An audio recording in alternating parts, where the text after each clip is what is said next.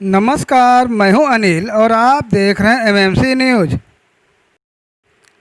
Unlock 4 में भी विद्यालयों को खोलने की अनुमति नहीं दी गई है, जिसकी वजह से जहां बच्चों की पढ़ाई पर बुरा असर पड़ रहा है, वहीं शिक्षक और प्रबंधक भी आर्थिक तंगी के शिकार हो रहे हैं।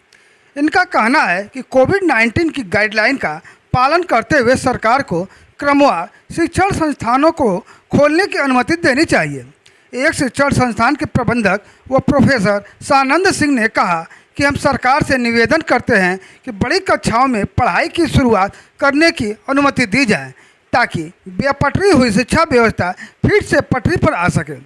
एक प्रयोग के तौर पर उन विषयों की पढ़ाई पहले शुरू की जाए जिनमें छात्रों की संख्या कम हो।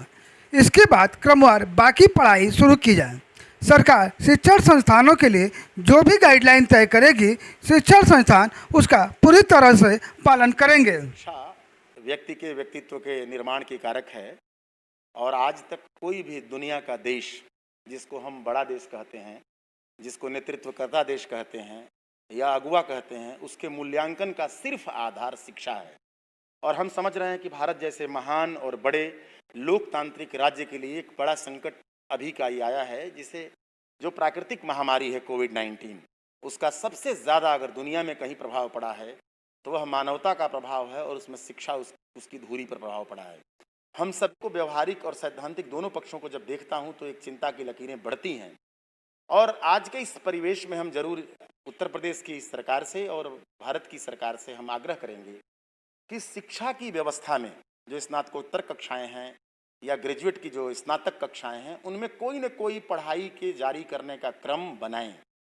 सुरक्षा हमारी अति आवश्यक है, चाहे वो सैनिटाइजेशन का सवाल हो, चाहे कोविड-19 के जो मानक हैं सुरक्षा के, उनका प्रबंधन हमारे जैसे सभी